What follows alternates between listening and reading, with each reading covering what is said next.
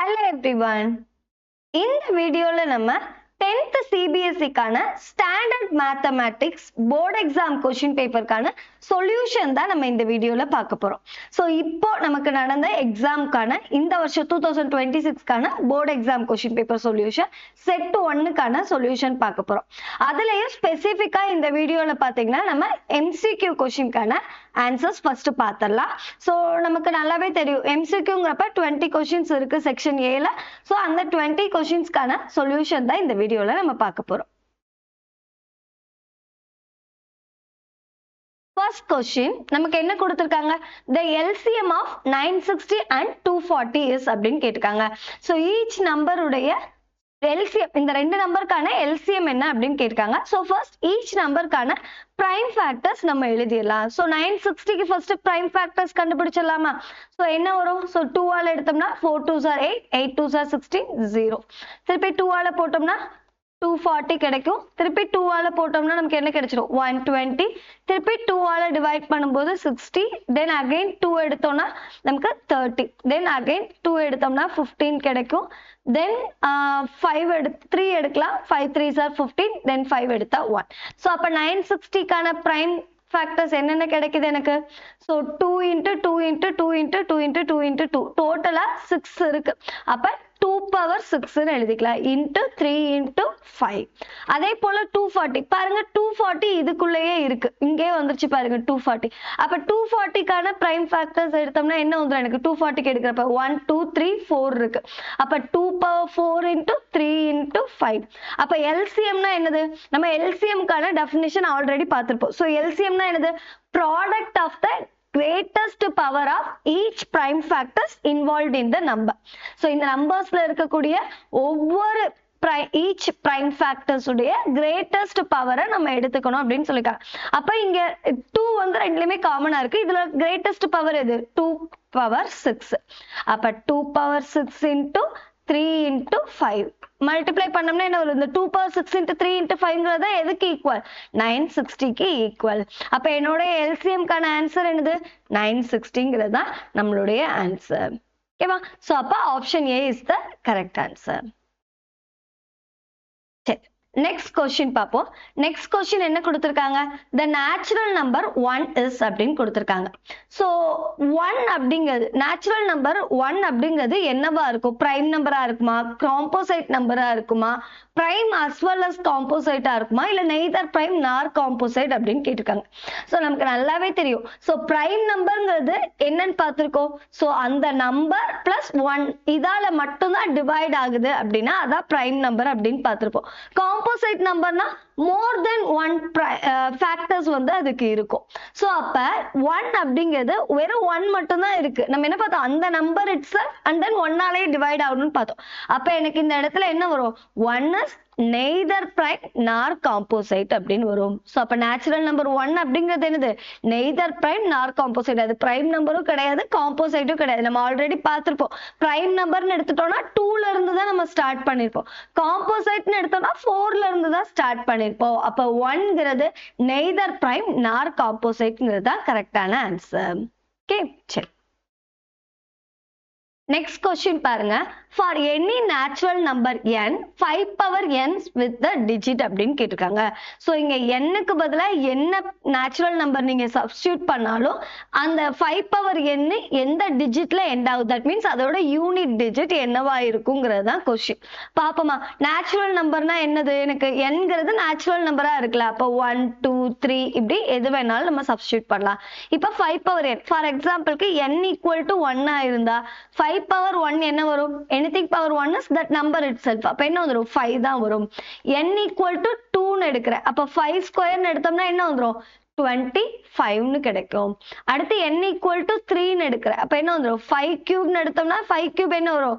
125 ன்னு இருக்கும். சோ இது இப்படியே கண்டினியூ ஆயிட்டே போகும். சோ அப்ப எல்லாத்துலயுமே என்னோட யூனிட் டிஜிட் எதுல தான் எண்ட் ஆயிருக்கு? 5ங்கிறதுல தான் எண்ட் ஆயிருக்கு. சோ அப்ப for any natural number n 5 power n ends with the digit 5ங்கிறது தான் கரெக்டான ஆன்சர். சோ அப்ப option B is the correct answer. So next question, the graph of y equal to f of x is given. the number of distinct zeros of y equal to f of x is. So ஒரு function y equal to f of x னு ஒரு function இருக்கு, அதுக்கான graph நமக்கு இங்க கொடுத்துட்டாங்க. இப்போ இதுக்கு எவ்வளவு zeros இருக்கும் அப்படின்னு கேட்டிருக்காங்க. நம்ம ஜீரோனா என்னன்னு பார்த்திருக்கோம், இந்த பாலினாமியலை ஜீரோவா மாத்தக்கூடிய வேல்யூஸ் எது அப்படிங்கறதான் பார்த்திருப்போம்.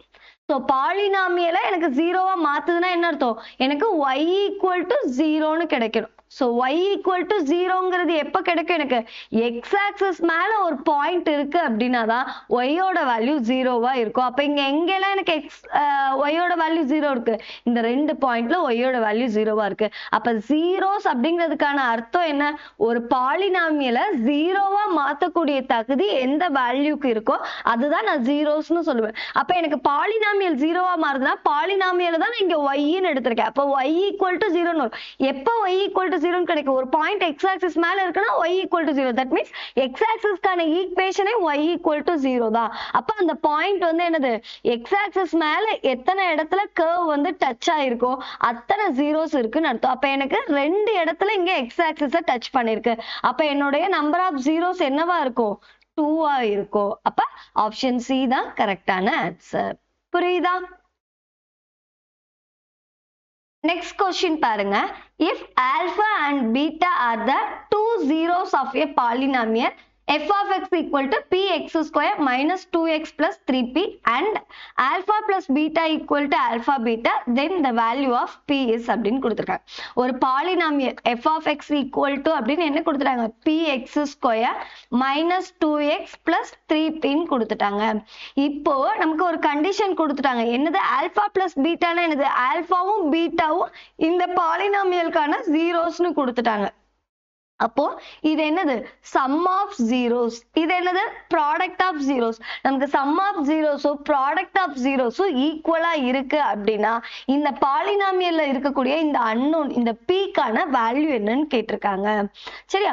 சோ இப்ப இந்த பாலினாமியல்ல நம்ம என்ன பண்ணிக்கலாம், நம்மளுடைய இதுக்கான ஸ்டாண்டர்ட் பாலினாமியலுக்கான ஈக்குவேட் பண்ணிக்கலாம். சோ எதோட கம்பேர் பண்ணிக்கலாம், கம்பேரிங் வித்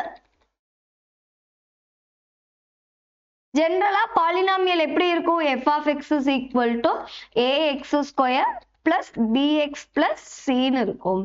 சோ இதோட கம்பேர் பண்ணி இந்த a b c ஓட வேல்யூஸ் எல்லாமே எழுதிக்கலாம். a ஓட வேல்யூ என்ன வந்துரும் எனக்கு, p. a-ங்கிறது x ஸ்கொயர் உடைய கோஎஃபிஷியன்ட், இங்க x ஸ்கொயர் உடைய கோஎஃபிஷியன்ட் என்ன இருக்கு, p ன்னு இருக்கு. b-ங்கிறது x உடைய கோஎஃபிஷியன்ட், இங்க x ஓட கோஎஃபிஷியன்ட் என்ன இருக்கு, -2 ன்னு இருக்கு. c-ங்கிறது கான்ஸ்டன்ட், இங்க கான்ஸ்டன்ட் என்ன இருக்கு, 3p ன்னு இருக்கு. சோ இது எல்லாமே எழுதியாச்சு. சோ இப்போ நமக்கு ஃபார்முலா தெரியும், sum of polynomial, sum of zeros என்னப்பா formula, alpha plus beta equal to -b/a. So அப்ப இங்க மைனஸ் b ஓட value -2, minus of -2 divided by p, minus into minus plus ஆயிடும். அப்ப 2/p ன்னு கிடைக்கும். அடுத்து ப்ராடக்ட் ஆஃப் ஜீரோஸ் கண்டுபிடிக்கலாமா, ப்ராடக்ட் ஆஃப் ஜீரோஸ் ஃபார்முலா என்னது, c/a. இங்க c ஓட வேல்யூ என்னது 3p டிவைடட் பை a ஓட வேல்யூ என்னது p, p கேன்சல் ஆச்சுன்னா எனக்கு 3 ன்னு கிடைக்கும். நமக்கு கொடுத்திருக்க கண்டிஷன் என்னது, it is given that alpha plus beta is equal to alpha beta ன்னு அவங்களே கொடுத்துட்டாங்க. அப்ப இந்த 2/p-ஐயும் நம்ம 3-ஐயும் ஈக்குவேட் பண்ணிக்கலாம். சோ p இந்த சைடு போகும், நமக்கு என்ன வந்துரும், 2 is equal to 3p ன்னு வரும். சோ இதுல இருந்து p வேல்யூ கண்டுபிடிச்சா என்ன கிடைச்சிரும், 2/3 ன்னு கிடைச்சிரும். சோ அப்ப ஆப்ஷன் b தான் கரெக்டான ஆன்சர். p ஓட வேல்யூ 2/3. ரொம்ப சிம்பிளான क्वेश्चन, நமக்கு கண்டிஷன் அவங்களே கொடுத்துட்டாங்க. சோ அப்ப என்ன பண்ணிக்கணும், நம்ம ஜெனரல் பாலினாமியல் கூட கொடுத்திருக்க பாலினாமியல் கம்பேர் பண்ணி abc வேல்யூ எடுத்துக்கிறோம். சோ அதை வச்சு சம் ஆஃப் ஜீரோஸும் ப்ராடக்ட் ஆஃப் ஜீரோஸும் கண்டுபிடிச்சு கொடுத்திருக்க கண்டிஷன்ல சப்ஸ்டிட்யூட் பண்ணோம்னா ஆன்சர் கிடைச்சிரும். ஓகேவா? சரி, நெக்ஸ்ட் கொஸ்டின் பாப்போமா, என்ன கொடுத்திருக்காங்க, if the pair of linear equations, ரெண்டு லீனியர் ஈக்குவேஷன் நமக்கு கொடுத்துட்டாங்க, is consistent and dependent னு கொடுத்திருக்காங்க.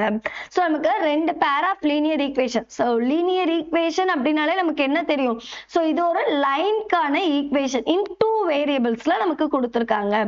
சோ நம்ம என்னென்ன கண்டிஷன் பார்த்திருப்போம், intersecting lines, coincident lines and then வந்து parallel lines பார்த்திருப்போம். என்னென்ன கண்டிஷன் பார்த்திருக்கோம், when a1 by b1 sorry a1 by a2 is not equal to b1 by b2 ன்னு இருக்குன்னா இது என்ன லைன்ஸ், நமக்கு intersecting lines ன்னு பார்த்திருப்போம்.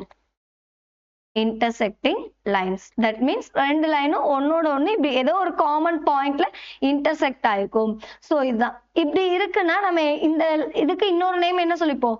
ஸோ இதுக்கு only one solution இருக்கும் அப்படின்னு பார்த்திருப்போம். It has only one solution. அது மட்டும் இல்லாம இத consistent and independent அப்படின்னு சொல்லிட்டு சொல்லுவோம். consistent and independent அப்படின்னு சொல்லுவோம். So அதே போல so இன்னொரு கண்டிஷன் என்ன பார்த்திருப்போம்? a1 by a2 is equal to b1 by b2 which is equal to c1 by c2 அப்படின்னு இருக்குன்னா so அதுக்கு பேர் என்ன சொல்லுவோம்? coincident lines அப்படின்னு சொல்லுவோம். that means ஒரு லைன் மேலேயே இன்னொரு லைனும் இப்படி coincident ஆகி இருக்கும். இதுக்கு பேர் என்ன சொல்லுவாங்க? இப்படி இருந்தா இதுக்கு மொத்தம் எவ்வளவு சொல்யூஷன்ஸ் இருக்கும்? infinite number of solutions கிடைக்கும். infinite number of solution கிடைக்கும். அது மட்டும் இல்லாம இதுக்கு பேரு consistent and dependent அப்படின்னு சொல்லுவோம். consistent and dependent னு சொல்லுவோம். அடுத்து இன்னொரு இது என்ன பார்த்திருப்போம் நமக்கு? a1 by a2 is equal to b1 by b2 and is not equal to c1 by c2. இப்படி இருக்குன்னா இதுக்கு பேர் என்ன சொல்லிருப்போம்? parallel lines அப்படின்னு படிச்சிருப்போம். parallel லைனா இந்த மாதிரி இருக்கும். ஒரு லைனுக்கு இன்னொரு லைன் parallel மூவ் ஆகும். இப்படி இருக்குன்னா இதை inconsistent அப்படின்னு சொல்லுவோம். that means no solution இருக்கும் அப்படின்னு சொல்லுவாங்க. இப்போ நம்ம கொஸ்டின்ல என்ன கேட்டிருக்காங்க? கொடுத்திருக்கிறது கன்சிஸ்டன்டாவும் இருக்கணுமா டிபெண்டன்டாவும் இருக்குமா? அப்ப எந்த லைன்ஸ் நமக்கு coincident லைன் மட்டும் தான் நமக்கு கன்சிஸ்டன்டாவும் இருக்கு டிபெண்டன்டாவும் இருக்கும். அப்ப அதுக்கான கண்டிஷன் என்னது? a1 by a2 is equal to b1 by b2 which is also equal to c1 by c2. அப்ப ஆப்ஷன் டி is the கரெக்டான ஆன்சர். ஸோ ஆக்சுவலா இப்போ ஒரு டவுட் வரும், இந்த கன்சிஸ்டன்ட்னா என்ன டிபெண்டன்ட்னா என்ன அப்படின்னு டவுட் வரும். ஆக்சுவலா கன்சிஸ்டன்ட் அப்படின்னா என்ன அப்படின்னு பாத்தீங்கன்னா இப்போ ரெண்டு பேர் ஆஃப் லீனியர் ஈக்குவேஷன் நமக்கு கொடுத்துருக்காங்க அப்படின்னா அதுக்கு என்னால சொல்யூஷன் கண்டுபிடிக்க முடியுது அப்படின்னா அதுக்கு பேர் தான் கன்சிஸ்டன்ட் அப்படின்னு சொல்லுவாங்க. என்னது கொடுத்திருக்க அந்த பேர் ஆஃப் ஈக்குவேஷன்ஸ்க்கு என்னால சொல்யூஷன் ஃபைண்ட் அவுட் பண்ண முடியுதுன்னா அதுக்கு பேர் தான் கன்சிஸ்டன்ட். இந்த ரெண்டு கண்டிஷனுக்குமே என்னால சொல்யூஷன் ஃபைண்ட் அவுட் பண்ண முடியுது. இதுக்கு ஒரே ஒரு சொல்யூஷன் இருக்கு, இதுக்கு இன்ஃபைனைட் நம்பர் ஆஃப் சொல்யூஷன் இருக்கு. அப்ப என்னால சொல்யூஷன் ஃபைண்ட் அவுட் பண்ண முடியுது. அதனாலதான் இது ரெண்டுக்கும் இன்கன்சிஸ்டன்ட்னு சொல்றோம். அதே parallel லைனுக்கு சொல்யூஷனை கண்டுபிடிக்க முடியாது. அப்ப இதுக்கு பேரு இன்கன்சிஸ்டன்ட் அப்படின்னு சொல்லுவோம். சரி, அடுத்து டிபெண்டன்ட் அப்படின்னா என்ன அர்த்தம் அப்படின்னு பாத்தீங்கன்னா அதாவது ரெண்டு பேர் ஆஃப் லீனியர் ஈக்குவேஷன் இருக்குல்ல அந்த ரெண்டும் ஈக்குவலண்டா இருக்கணும். அதே போல which has infinitely many different common solution இருக்கணும். என்னது எனக்கு அந்த ரெண்டு பேர் ஆஃப் ஈக்குவேஷன்ஸும் ஈக்குவலண்டா இருக்கணும். That at the same time which has infinite number of solution இருக்கணும். அப்படி இருக்கு அப்படின்னா அதாவது ஒரு ஈக்குவேஷன் இன்னொரு ஈக்குவேஷனை டிபெண்ட் பண்ணி இருக்கு, அதுக்கு பேர் தான் டிபெண்டன்ட் அப்படின்னு சொல்லுவாங்க.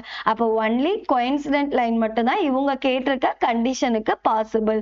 ஸோ அதனாலதான் ஆப்ஷன் டி நம்ம சூஸ் பண்ணியிருக்கோம். புரியுதா? ஓகே, சரி. நெக்ஸ்ட் கொஸ்டின் என்ன கொடுத்திருக்காங்க? which of the following sequence is not an AP ன்னு கேட்டிருக்காங்க. AP அப்படின்னா ஃபர்ஸ்ட் ஆஃப் ஆல் என்னதுப்பா? arithmetic progression. arithmetic progressionனா என்ன அர்த்தம்? எனக்கு காமன் டிஃபரன்ஸ் வந்துட்டு சேமா இருக்கணும். அதாவது அடுத்தடுத்த நம்பர்ஸ்க்கு இடையில இருக்கக்கூடிய அந்த காமன் டிஃபரன்ஸ் எனக்கு சேமா இருக்கு அப்படின்னா அதுக்கு பேர் தான் arithmetic progression அப்படின்னு சொல்லுவோம். இப்போ ஒவ்வொரு ஆப்ஷனா நம்ம செக் பண்ணிடலாமா? இங்க என்ன இருக்கு? 2 5/2 3 7/2 இருக்கு. ஸோ இதுல இருந்து நம்ம காமன் டிஃபரன்ஸ் ஃபைண்ட் அவுட் பண்ணுவோம். ஃபர்ஸ்ட் இந்த ரெண்டு இதை கன்சிடர் பண்ணுவோம். ஸோ அதுக்கான காமன் டிஃபரன்ஸை D1 எடுத்துக்கலாம். D1 என்ன formula? A2 minus A1 which is equal to 5/2 minus 2ன்னு வந்துரும். So 5/2 minus LCM எடுத்தோம்னா என்ன வந்துரும்? 5 minus 4 divided by 2 which is equal to 1/2ன்னு வந்துரும். அடுத்து ஸோ அடுத்த ரெண்டு நம்பர்ஸ்க்கு இடையில இருக்கக்கூடிய காமன் டிஃபரன்ஸ் ஃபைண்ட் அவுட் பண்ணுவோம். இது ரெண்டுக்கும் இடையில இருக்கக்கூடியது. அப்ப A3 minus A2ன்னு எடுத்துக்கலாமா? which is equal to 3 minus 5/2ன்னு வந்துரும். Again LCM எடுக்குமா? 3 into 2 என்ன வந்துரும்?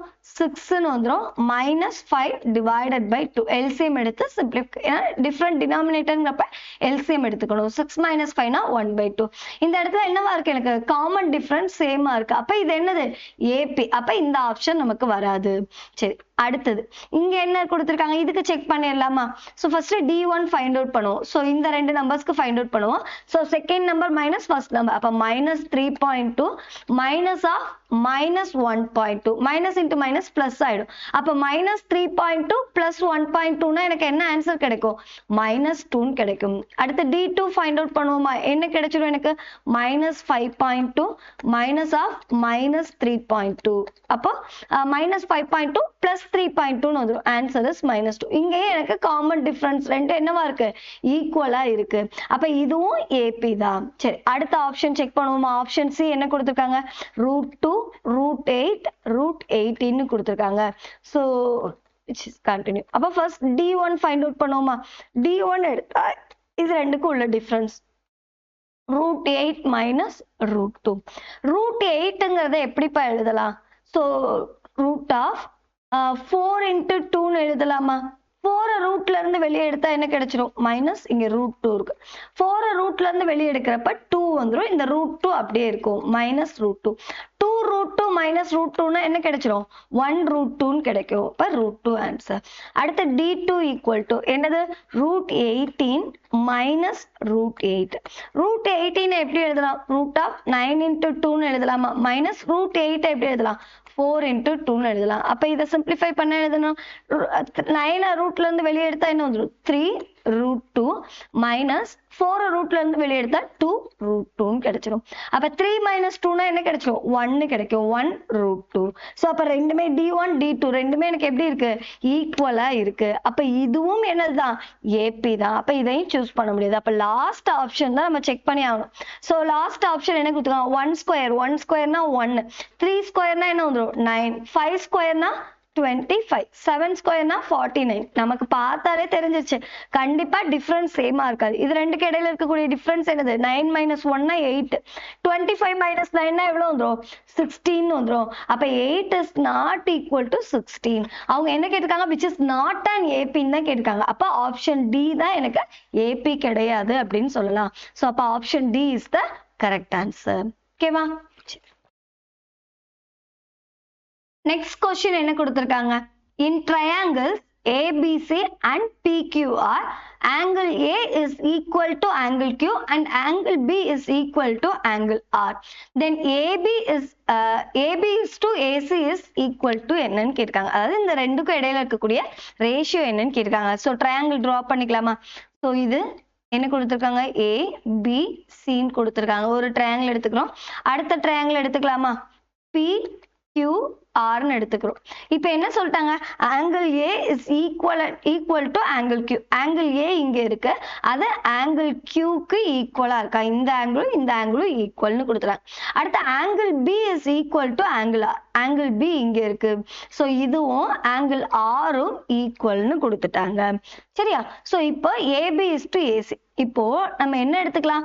ரெண்டு ட்ரையாங்கிள்ல ரெண்டு ஆங்கிள்ஸ் எனக்கு ஈக்குவலா இருக்கு அப்படின்னா நம்ம என்ன பண்ணிக்கலாம்? பை AA சிமிலாரிட்டி படி இந்த ரெண்டு ட்ரையாங்கிளும் ஒண்ணுக்கு ஒண்ணு சிமிலர்னு சொல்லலாமா? ஸோ என்னது நமக்கு? Angle A is equivalent to angle Q and angle B is equal to angle R. So இந்த ரெண்டு triangle, therefore triangle ABC is similar to, இங்க angle A எதுக்கு ஈக்குவலா இருக்கு? angle Qக்கு ஈக்குவலா இருக்கு. So அப்ப first Q தான் எடுக்கணும். angle B எதுக்கு ஈக்குவலா இருக்கு? Rக்கு ஈக்குவலா இருக்கு. angle C அதுக்கப்புறம் மென்ஷன் பண்ணிக்கலாம். அப்ப P வந்துரும். ஸோ எந்த ஆங்கிள் ஈக்குவலா இருக்கோ அதுபடிதான் நம்ம சிமிலாரிட்டி எழுதுறப்ப எழுதணும். ஸோ இப்போ பை AA சிமிலாரிட்டி படி நம்ம என்ன எழுதிக்கலாம்? பை AA சிமிலாரிட்டி என்ன வந்துரும்? ஸோ அப்படியே ரேஷியோஸ் ஈக்குவலா இருக்கும். ரெண்டு ட்ரையாங்கிள்ஸ் ஒண்ணுக்கு ஒண்ணு சிமிலரா இருக்கு அப்படின்னா கண்டிப்பா அதுக்கு இடையில இருக்கக்கூடிய ரேஷியோஸ் ஈக்குவலா இருக்கும். ஸோ அப்ப AB டிவைடட் பை, இது ரெண்டே எடுத்திருக்கேன், அப்ப divided by QR is equal to, அடுத்து என்ன வரும்? BC எடுக்கணும். BC டிவைடட் பை என்ன வந்துரும்? RP இஸ் ஈக்குவல் டு, அடுத்து இது ரெண்டும் எடுக்கிறேன், AC டிவைடட் பை என்ன வந்துரும்? QPன்னு வந்துரும். ஸோ பை AA சிமிலாரிட்டி படி, ஸோ ரெண்டு ட்ரையாங்கிள் எனக்கு ஒண்ணுக்கு ஒண்ணு சிமிலரா இருக்குன்னா கண்டிப்பா அதுக்கு இடையில இருக்கக்கூடிய அந்த ரேஷியோஸும் ஸோ ஈக்குவலா தான் இருக்கும். அதுபடி நான் எழுதிட்டேன். ஸோ இப்போ எனக்கு அவங்க கேட்டிருக்கிறது என்னது, ஏபிக்கும் ஏசிக்கும் இடையில இருக்கக்கூடிய ரேஷியோ தான் கேட்டிருக்காங்க. ஸோ இந்த 3 ரேஷியோவுமே ஒண்ணுக்கு ஒண்ணு ஈக்குவலா இருக்குங்கிறப்ப நம்ம இந்த 2 ரேஷியோவையும் நம்ம ஈக்குவலா எடுத்துக்கலாமா? அப்ப என்ன வந்துடும், AB divided by QR is equal to AC divided by கியூபின்னு வந்துடும். அப்ப AB by AC equal to என்ன வந்துடும், கியூஆர் அந்த சைடு போயிடுமா, அப்ப கியூஆர் பை கியூபின்னு வந்துடும். ஸோ அப்ப எது ஈக்குவலா இருக்கு எனக்கு, ஆப்ஷன் சி தான் நமக்கு கரெக்டா இருக்கு. ஸோ அப்ப AB is to AC is equal to QR is to QP. So, option B is the correct answer. Okay. Next question பாருங்க. The distance of the point A from x-axis னு கொடுத்திருக்காங்க. A னு ஒரு point இருக்கான். அந்த point x-axisல இருந்து எவ்வளவு distanceல இருக்கு அப்படின்னு கேட்டிருக்காங்க. So, இப்ப இதான் நமக்கு என்னது, x-axis, இது y-axis. இப்ப கொடுத்திருக்க point ரெண்டுமே பாசிட்டிவ்ல இருக்கு. ரெண்டுமே பாசிட்டிவ்ல இருக்குன்னா அது கண்டிப்பா first quadrantல தான் வரும். So, x வேல்யூ என்ன இருக்கு எனக்கு, 4a ன்னு இருக்கு. ஃபார் எக்ஸாம்பிளுக்கு இங்க ஏங்கிற பாயிண்ட் இந்த இடத்துல இருக்குன்னு எடுத்துக்கலாம். 4a, 3a ன்னு இருக்கு. அதாவது அதோட இந்த டிஸ்டன்ஸ், இந்த ஹரிசாண்டல் டிஸ்டன்ஸ் எவ்வளவா இருக்கா எனக்கு, 4a வா இருக்கா. வெர்டிக்கல் டிஸ்டன்ஸ் எனக்கு எவ்வளவா இருக்கு, 3a வா இருக்கான். அததான் இது மீன் பண்ணுது. அப்ப இந்த பாயிண்ட் ஆரிஜின்ல இருந்து அதோட x வேல்யூ 4a, அதே எனக்கு ஆரிஜின்ல இருந்து y ஓட வேல்யூ எவ்வளவு இருக்கு எனக்கு, 3a ன்னு இருக்கு. சோ அது ரெண்டையும் ஜாயின் பண்ணும்போது தான் ஏங்கிற பாயிண்ட் எனக்கு கிடைக்குது. இப்போ என்ன கொஸ்டின்ல கேட்டிருக்காங்க, இந்த எக்ஸ் ஆக்சிஸ்ல இருந்து இந்த பாயிண்ட் இருக்கக்கூடிய டிஸ்டன்ஸ் என்னன்னு கேட்டிருக்காங்க. பாருங்க, எக்ஸ் ஆக்சிஸ்ல இருந்து இந்த பாயிண்ட் எவ்வளவு டிஸ்டன்ஸ்ல இருக்கு, 3a டிஸ்டன்ஸ்ல தான் இருக்கு. ஒண்ணு நீங்க ஃபார்முலா யூஸ் பண்ணி ஃபைண்ட் அவுட் பண்ணலாம். டிஸ்டன்ஸ் ஃபார்முலா கோஆர்டினேட் ஜியோமெட்ரியில படிச்சிருக்கோம்ல, √x2 - x1 the whole square plus y2 - y1 the whole square from x axis அப்படிங்கிறப்ப x நீங்க xலங்கிறப்ப y கோஆர்டினேட்டோட வேல்யூ 0வா இருக்கும். சோ அப்ப இங்க இருந்து ஆரிஜின்ல இருந்து இந்த டிஸ்டன்ஸ் என்னவா இருக்கு, 4a. அப்ப 4a, 0 ன்னு இந்த பாயிண்ட நீங்க எடுத்து டிஸ்டன்ஸ் ஃபார்முலா யூஸ் பண்ணி ஃபைண்ட் அவுட் பண்ணலாம். அப்படி இல்ல அப்படின்னா x ஆக்சிஸ்ல இருந்து டிஸ்டன்ஸ் கேக்குறாங்க அப்படின்னா, டிஸ்டன்ஸ் ஃப்ரம் x ஆக்சிஸ் அப்படின்னு கேட்டாங்கன்னா கொடுத்திருக்க பாயிண்ட்ல இருக்கக்கூடிய y கோஆர்டினேட் தான் எனக்கு ஆன்சரா வரும். கொடுத்திருக்க பாயிண்ட்ல இருக்கக்கூடிய y கோஆர்டினேட் தான் ஆன்சரா வரும். என்ன ஆன்சர் எனக்கு, 3a. பாருங்க, இதான் x ஆக்சிஸ். x ஆக்சிஸ்ல இருந்து அந்த பாயிண்ட் எவ்வளவு டிஸ்டன்ஸ்ல இருக்கு, 3aங்கிற டிஸ்டன்ஸ்ல இருக்கு. அப்ப இப்போ ஒரு ஆக்சிஸ்ல இருந்து நமக்கு டைரக்டா பாயிண்ட் கொடுக்காம, 2 பாயிண்ட் கொடுத்தா கண்டிப்பா ஃபார்முலா யூஸ் பண்ணி தான் ஃபைண்ட் அவுட் பண்ணுவோம். எனக்கு பாயிண்ட் கொடுக்காம ஆக்சிஸ்ல இருந்து கேக்குறாங்க அப்படிங்கிறப்ப x ஆக்சிஸ்ல இருந்து கேட்டா y கோஆர்டினேட் ஆன்சரா வரும். அதே டிஸ்டன்ஸ் ஃப்ரம் y ஆக்சிஸ்னு கேட்டிருந்தாங்கன்னா, டிஸ்டன்ஸ் ஃப்ரம் y ஆக்சிஸ்னு கேட்டுக்கும் போது ஆன்சர் என்ன வந்துரும், x கோஆர்டினேட்னு வந்துரும். x கோஆர்டினேட் தான் ஆன்சரா இருக்கும். அப்ப இங்க x கோஆர்டினேட் என்னவா இருக்கு, 4a இருக்கு ஆன்சர். நமக்கு என்ன கேட்டிருக்காங்க, டிஸ்டன்ஸ் ஃப்ரம் x ஆக்சிஸ் தான் கேட்டிருக்காங்க. அப்ப டிஸ்டன்ஸ் ஃப்ரம் x ஆக்சிஸ் என்ன இருக்கு எனக்கு, 3a. அப்ப ஆப்ஷன் a தான் கரெக்டான ஆன்சர். புரியுதா? Next question, if cos a equal to 4/5, then the value of tan a is அப்படின்னு கேட்கலாம். ரெண்டு விதமா ஃபார்ம் பண்ணலாம். ஸோ இப்போ இதை தான் நான் ஒரு ரைட் ஆங்கிள் ட்ரையாங்கிள் அப்படின்னு நான் எடுத்துக்கிறேன் அப்படின்னு வச்சுக்கோங்களேன். இதான் 90 டிகிரி. 90க்கு ஆப்போசிட்ல இருக்கிறதா எப்பவுமே ஹைபார்டினஸ். ஸோ இப்போ ஃபார் எக்ஸாம்பிளுக்கு இது நான் இப்போ பாயிண்ட் எப்படி எடுத்துக்கலாம், இது ஏ, இது பி, இது சின்னு எடுக்கிறேன்னா ஏல தான் எனக்கு ஆங்கிள் எடுத்திருக்காங்க. அப்போ இதை தான் நம்ம ஆங்கிள் ஏல இருந்து ஏக்கு ஆப்போசிட்ல இருக்கிறது ஆப்போசிட் சைட், அடுத்து ரிமைனிங் சைட் அட்ஜசன்ட் சைடுன்னு எடுத்துப்போம். எப்பவுமே நம்ம ட்ரிக்னாமெட்ரிக்கு ரைட் ஆங்கிள் ட்ரையாங்கிள் தான் எடுத்துப்போம். சோ அப்ப இப்ப எனக்கு இங்க காஸ் கொடுத்திருக்காங்க. காஸ்னால என்னது எனக்கு, adjacent side by hypotenuse னு தெரியும். அப்ப இங்க cos A is equal to 4/5 னு கொடுத்திருக்காங்க. அப்போ இதை எப்படியும் எடுத்துக்கலாம் நம்ம 4x by 5x. ஏன்னா ரேஷியோனாலே சிம்பிளஸ்ட் ஃபார்ம். அப்ப கண்டிப்பா இது கூட ஏதோ ஒரு காமன் வேல்யூ மல்டிப்ளை ஆயிருக்கு. அதனால அந்த 4x by 5x னு எடுத்துக்கலாம். அடுத்து நமக்கு என்ன கேட்டிருக்காங்க, tan A கேட்டிருக்காங்க. tan A னா நமக்கு என்னப்பா அர்த்தம், சோ ஆப்போசிட் பை அட்ஜசன்ட். அப்போ இங்க cos A கொடுத்திருக்காங்கன்னா நியூமரேட்டர் எதை டினோட் பண்ணுது எனக்கு, அட்ஜசன்ட் சைடு டினோட் பண்ணுது, டினாமினேட்டர் ஹைபார்டினஸ் டினோட் பண்ணுது. அப்ப tan A வேணும்னா நமக்கு என்ன தேவை, ஆப்போசிட் சைடு தேவை. அப்போ ஆப்போசிட் சைடு வேணும்னா நம்ம என்ன ஃபார்முலா யூஸ் பண்ணலாம், பித்தாகரஸ் தியரம் யூஸ் பண்ணி ஃபைண்ட் அவுட் பண்ணலாம். என்ன formula? hypotenuse square is equal to opposite square plus adjacent side square.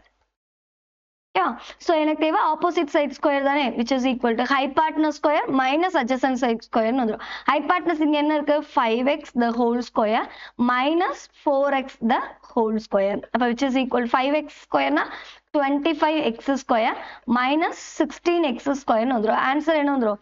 9x square னு வந்துரும். அப்ப opposite side என்ன வந்துரும் எனக்கு? which is equal to root of 9x square னு எடுக்கிறப்ப 3x னு கிடைச்சிரும். அப்ப ஆப்போசிட் சைடு கிடைச்சிருச்சு. இனி tan கண்டுபிடிச்சலாமா? tan A is equal to opposite by adjacent side square. Opposite இங்க என்ன இருக்கு? 3x divided by adjacent என்ன இருக்கு? 4x னு இருக்கு. அப்ப x கேன்சல் ஆயிடும். ஆன்சர் என்ன வந்துரும்? 3/4. சோ அப்ப ஆப்ஷன் பி தான் கரெக்டான ஆன்சர். இப்படியும் போடலாம். அப்படி இல்லையா, எனக்கு cos A தெரியுது. cosல இருந்து நமக்கு tan A னா என்னது? நம்ம பார்த்திருக்கோம். sin A divided by cos A ன்னு ஒரு ஃபார்முலா பார்த்திருப்போம். அப்ப இங்க cos A இருக்கு. அப்ப sin A கண்டுபிடிச்சிட்டோம்னா நமக்கு கிடைச்சிருமா? ஃபார்முலா என்னதுப்பா? நமக்கு trigonometry ஐடென்டிட்டி தெரியும். sin square A plus cos square A is equal to 1 ன்னு தெரியும். சோ அப்ப எனக்கு தேவை sin தானே. அப்ப sin மட்டும் இந்த சைடு வச்சுக்கலாம். அப்ப sin square A is equal to 1 minus cos square A ன்னு வந்துரும். அப்ப sin A is equal to root of 1 minus cos square A. So இதை simplify பண்ணா root of 1 minus cos ஓட வேல்யூ என்னது? 4/5. அப்ப 4/5 the whole square. இதை solve பண்ணோம்னா root of 1 minus 4 ஸ்கொயர் பண்ணா 16, 5 ஸ்கொயர் பண்ணா 25. LCM எடுத்தோம்னா என்ன வந்துரும்? root of 25 minus 16 divided by 25, which is equal to 25 minus 16 னா 9 divided by 25. ரூட்ல இருந்து வெளியே எடுத்தா என்ன கிடைச்சிரும்? 3/5 னு கிடைச்சிரும். அப்ப sin ஓட வேல்யூ கிடைச்சிருச்சு. tan A னா என்னது? tan A is equal to sin A by cos A. அப்ப which is equal to sin A ஓட வேல்யூ என்னது? 3/5. cos A ஓட வேல்யூ 4/5. 3/5 divided by 4/5. டினாமினேட்டர்ல ஃபிராக்ஷன் வந்தா ரெசிப்ரோக்கல் எடுத்துக்கலாம். அப்ப 3/5 into 5/4. 5 கேன்சல் ஆச்சுன்னா ஆன்சர் will be 3/4 னு கிடைக்கும். சோ அப்ப எந்த மெத்தட் வேணாலும் நீங்க சால்வ் பண்ணிக்கலாம். ஓகே, அதே போல இந்த இடத்துல இந்த x எடுத்து தான் ப்ரோசீட் பண்ணணுமா அப்படின்னா தேவையில்லை. ஏன்னா ஃபைனலா நமக்கு x கேன்சல் தான் ஆக போகுது. அதனால நீங்க டைரக்டா என்ன பண்ணிக்கலாம்? இந்த 4/5 னு இருக்குல்ல, 4ங்கிறதே நீங்க adjacent சைடாவும் 5ங்கிறதே ஹைபாட்டனஸாவும் எடுத்துக்கலாம். x இல்லாமலும் ப்ரோசீட் பண்ணலாம். ஓகேவா? உங்களுக்கு எந்த மெத்தட் ஈஸியா இருக்கோ அதை நீங்க ஃபாலோ பண்ணிக்கோங்க. ஆன்சர் எந்த மெத்தட்ல போட்டாலும் சேம் ஆன்சர் தான் கிடைக்கும். சோ ஆப்ஷன் பி 3/4ங்கிறது தான் கரெக்டான ஆன்சர். ஓகேவா? கிளியரா? Next question என்ன கொடுத்திருக்காங்க? If 2 sin A equal to 1, then the value of tan A plus cot A is அப்படின்னு கேட்கிறாங்க. ரொம்ப சிம்பிளான கொஸ்டின். என்ன கொடுத்திருக்காங்க? 2 sin A equal to 1. அப்ப sin A is equal to என்ன வந்துரும்? 1/2 ன்னு கிடைச்சிரும். So sin பொறுத்த வரைக்கும் எந்த ஆங்கிளுக்கு எனக்கு 1/2 கிடைக்கும்? sin 30 degree is 1/2. அப்ப இந்த sin A is equal to இந்த 1/2க்கு பதிலா நம்ம என்ன சப்ஸ்டிட்யூட் பண்ணிக்கலாம்? sin 30 degree ன்னு எடுத்துக்கலாம். அப்போ sin கேன்சல் ஆச்சுன்னா A ஓட வேல்யூ என்ன கிடைச்சிரும்? 30 degree ன்னு கிடைச்சிரும். அப்ப क्वेश्चनல நமக்கு என்ன கேட்டிருக்காங்க? tan A plus cot A ஓட வேல்யூ என்னன்னு கேட்டிருக்காங்க. அப்ப tan 30 degree plus cot 30 degree. tan 30 degree ஓட வேல்யூ என்னது? 1/√3 plus cot 30 degree ஓட வேல்யூ என்னது? √3. LCM எடுங்க. 1 plus √3 into √3 என்ன ஆயிடும்? 3 divided by √3 ன்னு வந்துரும். அப்ப 1 plus 3 என்னது? 4. அப்ப 4/√3ங்கிறது தான் நம்மளோட ஆன்சர். அப்ப option B is the correct answer. சிம்பிளான question. Next question. From a point on the ground which is 60 meter away from the foot of the vertical tower, the angle of elevation of the top of the tower is found to be 45 degree. The height of the tower is அப்படின்னு கேட்டிருக்காங்க. அதாவது என்னது?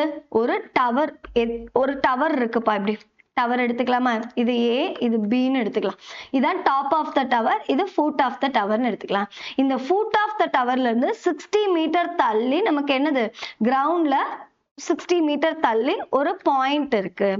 இந்த பாயிண்ட்ல இருந்து top of the டவருடைய angle of elevation எனக்கு எவ்வளவு கொடுத்திருக்காங்க? 45 டிகிரின்னு கொடுத்திருக்காங்க. சரி, இது 60 மீட்டர், 45 டிகிரின்னு கொடுத்துருக்காங்க. இப்போ இந்த டவருடைய ஹைட் என்ன அப்படின்னு கேட்டிருக்காங்க. ஏபி என்னங்கிறது கேட்டிருக்காங்க. சோ அப்ப நமக்கு தெரியும் 90 டிகிரிக்கு ஆப்போசிட்ல இருக்கிறது ஹைபாட்டினஸ், தீட்டாக்கு ஆப்போசிட்ல இருக்கிறது ஆப்போசிட் சைட், ரிமைனிங் இருக்கக்கூடிய சைடு அட்ஜசன்ட் சைடுன்னு தெரியும். இப்போ எனக்கு என்ன தேவை? ஆப்போசிட் சைடு தேவை. ஆல்ரெடி எனக்கு என்ன இருக்கு? அட்ஜசன்ட் சைடு இருக்கு. அப்போ ஆப்போசிட் சைடு வேணும், அட்ஜசன்ட் சைடு தேவைப்படுதுன்னா ஆப்போசிட்டும் அட்ஜசன்ட்டும் ரிலேட் ஆகி என்ன ட்ரிக்னாமெட்ரி ரேஷியோ இருக்கு? tan theta இருக்கு. tan theta is equal to opposite side by adjacent side. அப்ப நம்ம என்ன எடுத்துக்கலாம்? tan 45 degree is equal to AB divided by இந்த பாயிண்ட C ன்னு எடுத்துக்கலாம். அப்ப AB by BC ன்னு வந்துரும். tan 45 degree ஓட வேல்யூ என்னது? 1, which is equal to AB நமக்கு தெரியாது, divided by BC எவ்வளவு கொடுத்திருக்காங்க? 60 மீட்டர் கொடுத்திருக்காங்க. அப்ப AB equal to என்ன வந்துரும்? 1 into 60 மீட்டர்னு கிடைச்சிரும். அப்ப AB height of the tower எவ்வளவு கிடைச்சிருக்கு எனக்கு? 60 மீட்டர்னு கிடைச்சிருக்கு. கிளியரா? நெக்ஸ்ட் கொஸ்டின் பாருங்க. In the given figure, PA and PB are tangents to a circle centered at O. If angle OAB equal to 15 degree, then angle APB equals அப்படின்னு கேட்டிருக்காங்க. அதாவது இந்த ஆங்கிள் கொடுத்துட்டாங்க நமக்கு, OAB கொடுத்துட்டாங்க, இது 15 டிகிரின்னு கொடுத்துட்டு இந்த ஆங்கிள் என்னன்னு கேட்டிருக்காங்க, APB உடைய ஆங்கிள் என்னன்னு கேட்டிருக்காங்க. ஸோ இப்போ நமக்கு இந்த OAங்கிறது என்னதுப்பா? OAங்கிறது ரேடியஸ், கரெக்டா? சென்டர்ல இருந்து சர்க்கிளோட சர்க்கம்ஃபரன்ஸ்ல எந்த பாயிண்ட்ல டச் பண்ணாலும் அதுக்கு இடையில இருக்கக்கூடிய டிஸ்டன்ஸ் என்னது? ரேடியஸ்னு தெரியும். OAங்கிறது ரேடியஸ். அதே போல இங்க APங்கிறது என்னது? டான்ஜென்ட்ஸ். நமக்கு டான்ஜென்ட்ஸும் டான்ஜென்ட்டும் ரேடியஸும் எப்படி இருக்கும்? எனக்கு ஒண்ணுக்கொண்ணு பெர்பெண்டிகுலரா இருக்கும். அதாவது ரேடியஸும் அந்த பாயிண்ட் ஆஃப் கான்டாக்டும் எப்பவுமே எப்படி இருக்கும்? எனக்கு பெர்பெண்டிகுலரா இருக்கும். அப்போ OA is perpendicular to AP அப்படின்னு எடுத்துக்கலாமா? பாயிண்ட் ஆஃப் கான்டாக்டும் இந்த ரேடியஸும் எப்பவுமே எப்படி இருக்கும்? பெர்பெண்டிகுலரா இருக்கும். சரி, அதை எடுத்தாச்சு. அப்போ இந்த இடத்துல இந்த ஆங்கிள் ஃபுல்லாவே நமக்கு என்னது? OAP, angle of OAP is equal to 90 டிகிரின்னு தெரிஞ்சிருச்சு. இந்த ஆங்கிள் நமக்கு என்னது? 90 டிகிரின்னு தெரிஞ்சிருச்சு. அப்போ இந்த ஆங்கிள் நம்ம இப்ப ஈஸியா ஃபைண்ட் அவுட் பண்ணிக்கலாமா? இது 90 டிகிரினா இந்த ஆங்கிள் நம்ம ஈஸியா ஃபைண்ட் அவுட் பண்ணிக்கலாமா? இந்த ஆங்கிள் நம்ம ஃபைண்ட் அவுட் பண்ணிக்கலாமா? இந்த மொத்த ஆங்கிளும் 90 டிகிரினா இது 15 டிகிரி. அப்ப ரிமைனிங் என்ன வந்துரும்? 90ல இருந்து 15 மைனஸ் பண்ணா இந்த வேல்யூ கிடைச்சிரும். சோ அப்ப ஆங்கிள் ஆஃப் இது என்னது நமக்கு கொடுத்திருக்காங்க? OAB plus angle of BAP is equal to 90 degree. இந்த ஆங்கிளும் சேர்ந்து தான் நமக்கு மொத்தமா எவ்வளவு இருக்கு? 90 டிகிரி இருக்கு. அப்ப இது 15 டிகிரின்னு தெரியும். அப்ப angle of BAP is equal to 90. இங்க இருக்க பிளஸ் அந்த பக்கம் போச்சுன்னா மைனஸ். OAB உடைய வேல்யூ என்னது? 15 டிகிரி. அப்ப 90 மைனஸ் 15 எவ்வளவு கிடைச்சிரும்? 75 டிகிரின்னு தெரிஞ்சிரும். அப்ப இந்த ஆங்கிள் எனக்கு எவ்வளோ? 75 டிகிரின்னு கிடைச்சிருச்சு. இப்போ நமக்கு இந்த இடத்துல நமக்கு இது தெரியும், இந்த PAவும் PBயும் நம்ம ஈக்குவல்னு சொல்லலாம். என்னது? PA is equal to PB. ஏன் ஈக்குவல்னு சொல்றோம்? PAவும் PBயும் tangents drawn from external points are equal. என்னது? நம்ம தியரம் படிச்சிருப்போம்ல, tangents drawn from external points are equal. are equal. PAவும் PBயும் ஈக்குவலா இருக்குன்னா இது பாருங்களேன், இந்த APB இது பார்க்க ஒரு ட்ரையாங்கிள் மாதிரி இருக்கா? ஒரு ட்ரையாங்கிளுடைய ரெண்டு சைட்ஸ் ஈக்குவலா இருக்குன்னா அது என்னது? Isosceles triangle. ஸோ ஐசோசெலஸ் ட்ரையாங்கிள்ல ரெண்டு சைட்ஸ் ஈக்குவலா இருக்குன்னா அந்த சைட்ஸ்க்கு ஆப்போசிட்டா இருக்கக்கூடிய ஆங்கிள்ஸும் எனக்கு ஈக்குவலா இருக்கும். அப்போ நம்ம என்ன சொல்லிடலாம்? Angle of PAP is equal to angle of ABP is equal to என்ன வந்துரும்? 75 டிகிரின்னு கிடைச்சிரும். ஓகேவா? சோ BAPயும் நமக்கு என்ன கிடைச்சது? இல்ல BAPயும் APBயும் நமக்கு 75 டிகிரின்னு கிடைச்சிருச்சு. சோ எதனால? நமக்கு angles opposite to equal sides are ஈக்குவல்னு தெரியும். ஸோ அதுபடி இது ரெண்டும் ஈக்குவல்னு தெரிஞ்சிருச்சு. இப்போ இது பார்க்க ஒரு ட்ரையாங்கிள். ட்ரையாங்கிளுடைய ஆங்கிள்ஸ் எல்லாம் ஆட் பண்ணா எவ்வளவா இருக்கும்? 180 டிகிரியா இருக்கும். அப்போ angle A plus angle B plus angle B எவ்வளவா இருக்கும்? எனக்கு 90 டிகிரியா இருக்கும். அப்போ angle PAB plus angle of ABB plus angle of APB is equal to 180 degree. இந்த angle 75 degree, இதுவும் 75 degree plus angle of APB is equal to 180 degree. So அப்ப angle of APB என்ன கிடைச்சிரும் எனக்கு? 180 degree. இந்த ரெண்டையும் ஆட் பண்ணா 150 degree. 75 plus 75 150 plus 150 அந்த பக்கம் போறப்ப minus 150. So the answer will be 30 degree கிடைச்சிரும். So அப்ப இதுக்கு இடையில இருக்கக்கூடிய ஆன்சர் என்னது?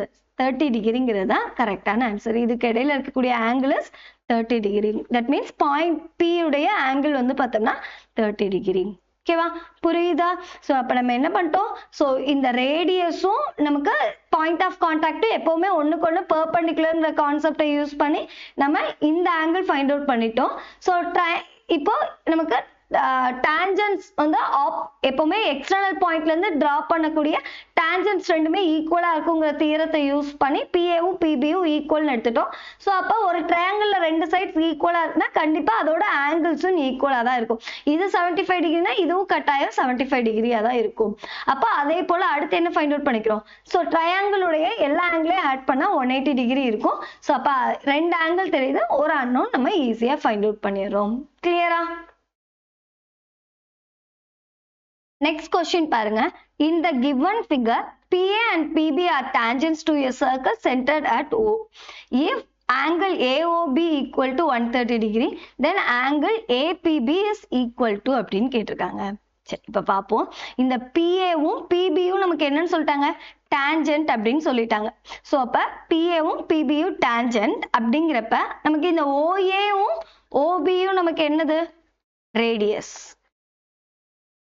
ஏன் ரேடியஸ்னு சொல்றோம்? சர்க்கிளோட சென்டர்ல இருந்து சர்க்கிளோட சர்க்கம்ஃபரன்ஸ்ல எந்த பாயிண்ட்ல டச் பண்ணாலும் அதுக்கு இடையில இருக்கக்கூடிய டிஸ்டன்ஸ் என்னது? ரேடியஸ்.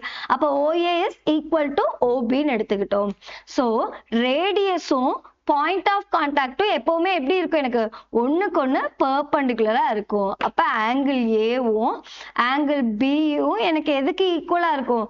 90 டிகிரிக்கு ஈக்குவலா இருக்கும். சரியா? ஸோ அப்ப இந்த ஆங்கிள் ரெண்டுமே 90 டிகிரி. இப்போ இது ஃபுல்லா பாருங்களேன். இது AOBP இந்த 4 பாயிண்டே பாருங்க எப்படி இருக்கு? ஒரு குவாட்ரிலேட்டரல் மாதிரி இருக்கா? சோ அப்போ ஒரு குவாட்ரிலேட்டரலுடைய எல்லா ஆங்கிள்ஸையும் ஆட் பண்ணா எனக்கு எவ்வளவு இருக்கும்? 360 டிகிரி இருக்கும். சோ இந்த ஆங்கிள் நமக்கு தெரிஞ்சிருச்சு, இது தெரியுது, இதுவும் தெரியுது. அப்ப ஆட்டோமேட்டிக்கா இந்த ஆங்கிள் நம்ம ஃபைண்ட் அவுட் பண்ணிடலாமா? சோ அதே தான் இங்க ப்ரொசீட் பண்ண போறோம். இன் குவாட்ரிலேட்டரல்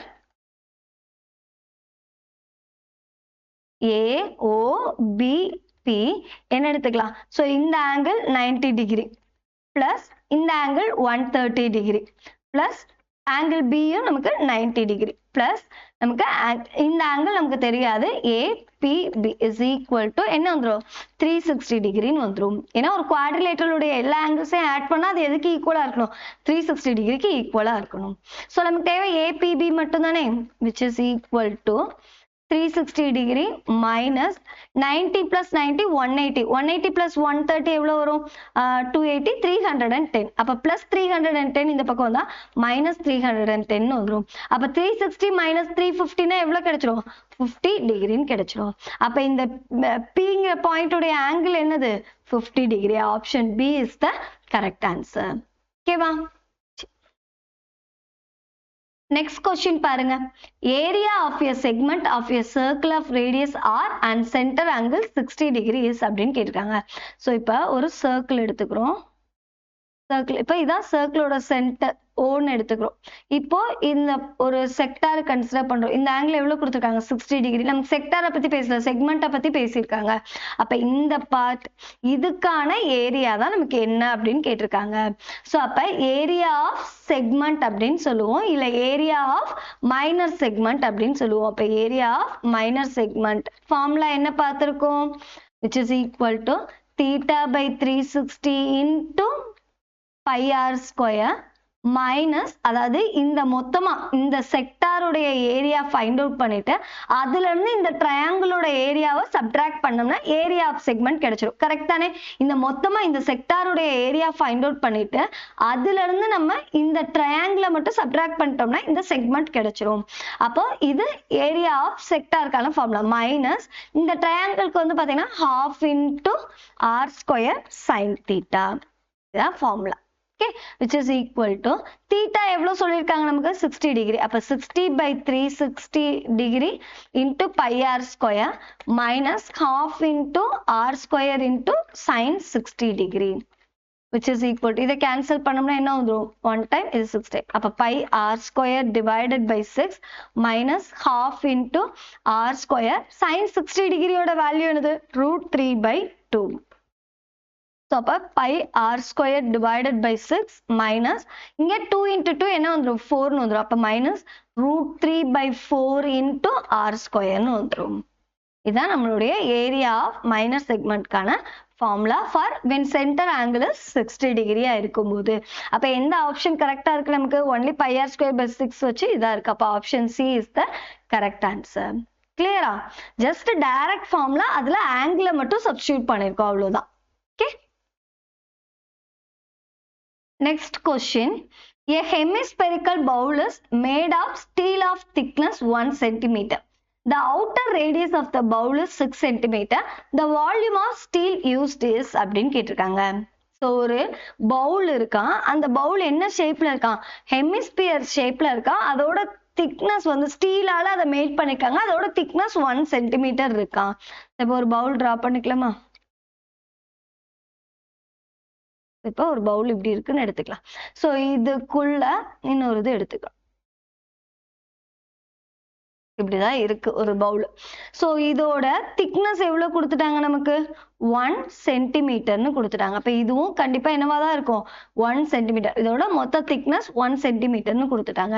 இப்போ outer radius of the bowl. Outer ரேடியஸ்னா இதானே அவுட்டர் ரேடியஸ். தட் மீன்ஸ் இந்த பார்ட்ல இருந்து இது வரைக்கும் உள்ள டிஸ்டன்ஸ். இது எவ்வளவு சொல்லிட்டாங்க எனக்கு? 6 சென்டிமீட்டர்னு கொடுத்துட்டாங்க.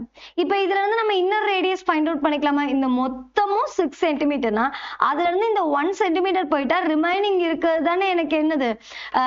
Inner radius. அப்ப இன்னர் ரேடியஸ் எனக்கு எவ்வளவு வந்துரும்? 6 minus 1 5 சென்டிமீட்டர்னு வந்துரும். சோ இப்ப வால்யூம் ஃபைண்ட் அவுட் பண்ணிரலாமா? அப்ப volume of steel is equal to என்ன வந்துரும்? சோ இந்த அவுட்டர் ஹெமிஸ்பியர்ல இருந்து இன்னர் ஹெமிஸ்பியரோட வால்யூமை சப்ட்ராக்ட் பண்ணிட்டோம்னா மொத்தமா இந்த ஸ்டீல் எவ்வளவு யூஸ் பண்ணிருக்கோம் அப்படிங்கிற வால்யூம் கிடைச்சிருமா? சோ அப்ப volume of outer hemisphere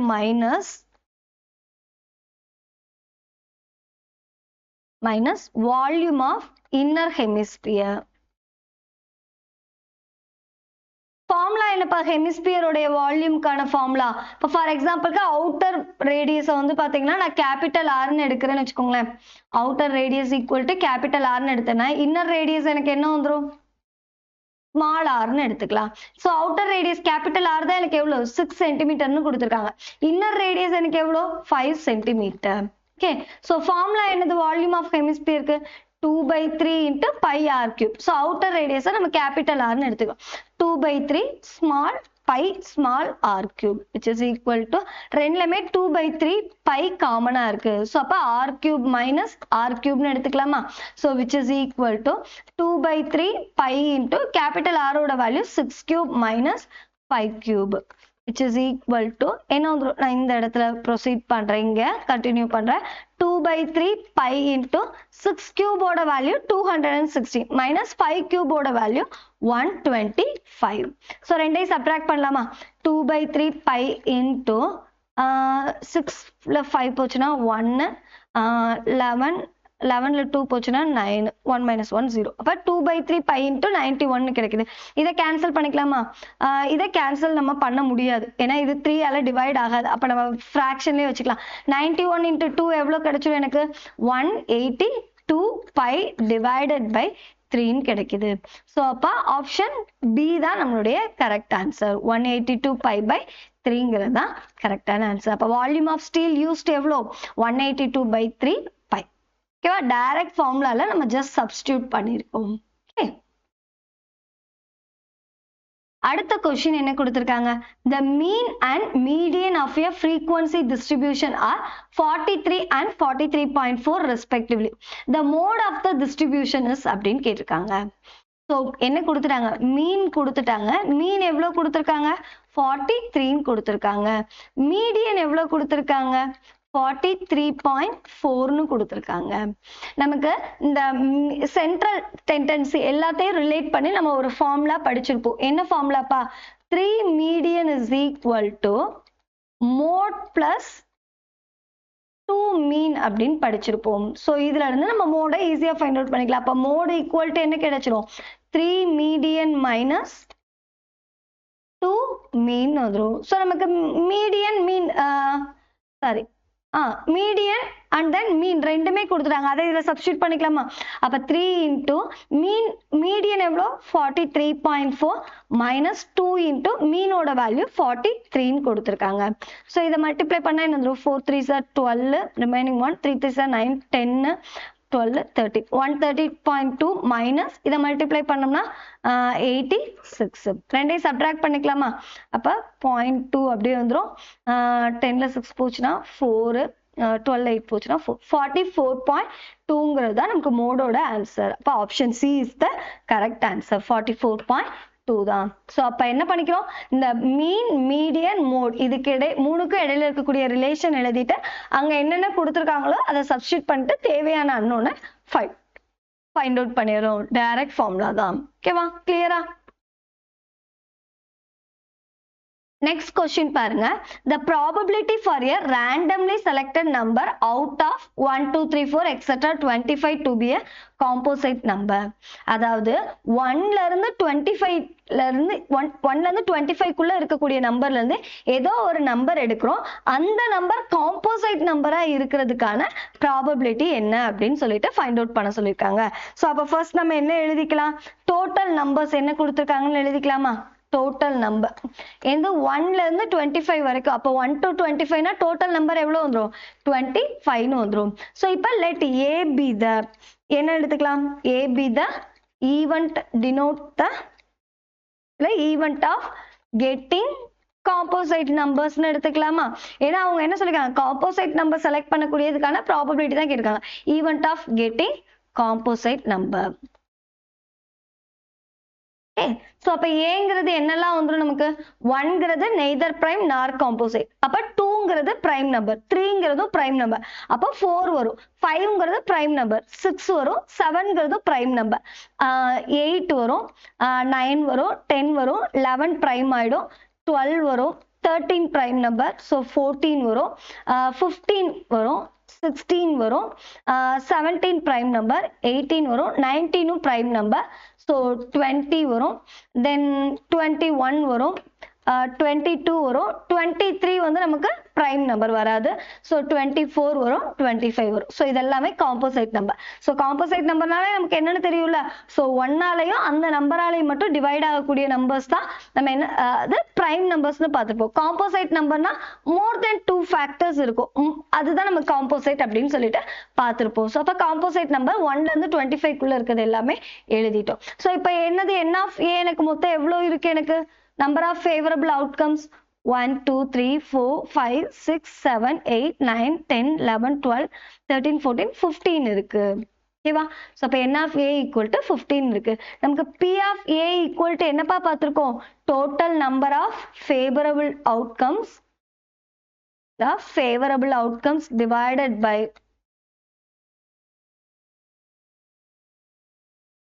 total outcomes. இதான் பார்த்திருப்போம். ஸோ அப்போ இங்கே ஃபேவரபிள் அவுட்கம்ஸ், ஃபேவரபிள் அவுட்கம்னா எனக்கு காம்போசைட் நம்பர் கிடைக்கிறது தானே என்னோட ஃபேவர். அப்போ டோட்டலாக 15 இருக்கு. டிவைடட் பை டோட்டல் அவுட்கம்ஸ் எவ்வளோ? 25.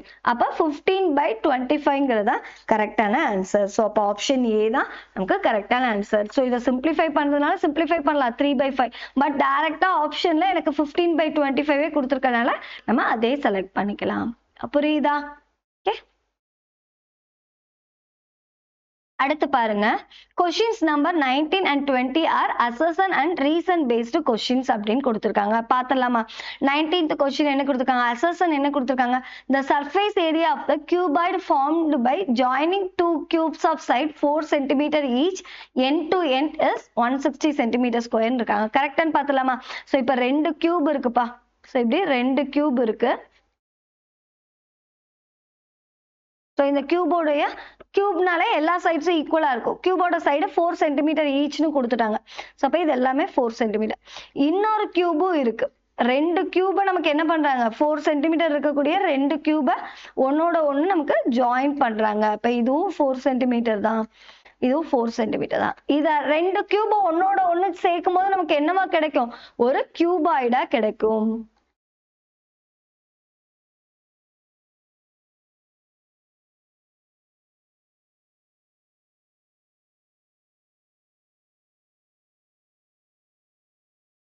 இந்த மாதிரி கியூபாய்டா கிடைக்கும். அப்ப இங்க பாருங்க, இது ரெண்டையும் தானே ஒன்னோட ஒன்று சேர்க்கிறோம். இங்க பாருங்க, இதோட லென்த் 4 சென்டிமீட்டர், இதோட லென்த் 4 சென்டிமீட்டர்.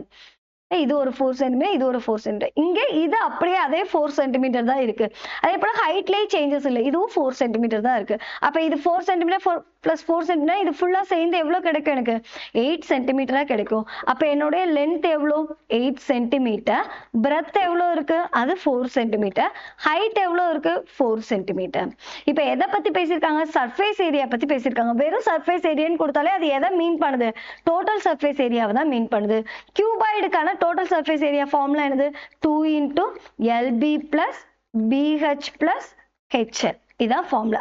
So இதில் substitute பண்ணலாமா? 2 into L into B, 8 into 4 எவ்வளோ வந்துடும்? 32 plus B into H, 4 into 4 16 plus H into L, 4 into 8 32.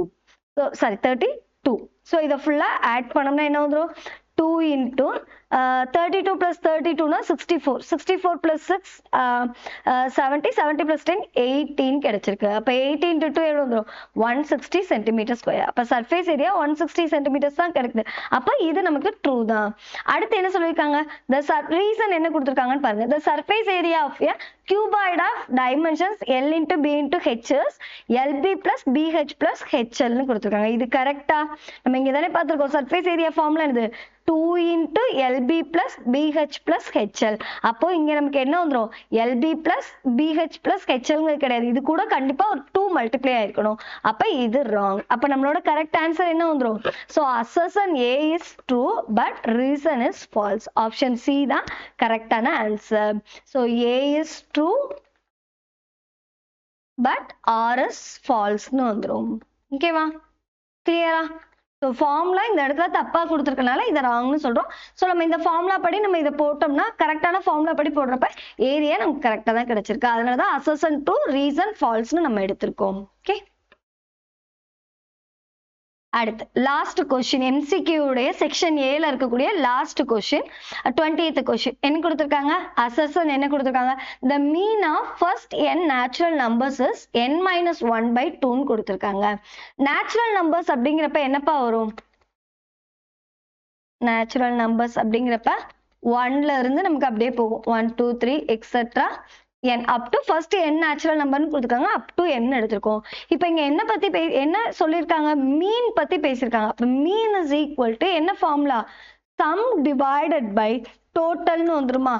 sum of observation divided by total number of observation. sum divided by total வந்துரும். so நமக்கு sum of first n natural number தான் formula தெரியுமே, n into n plus 1 divided by 2.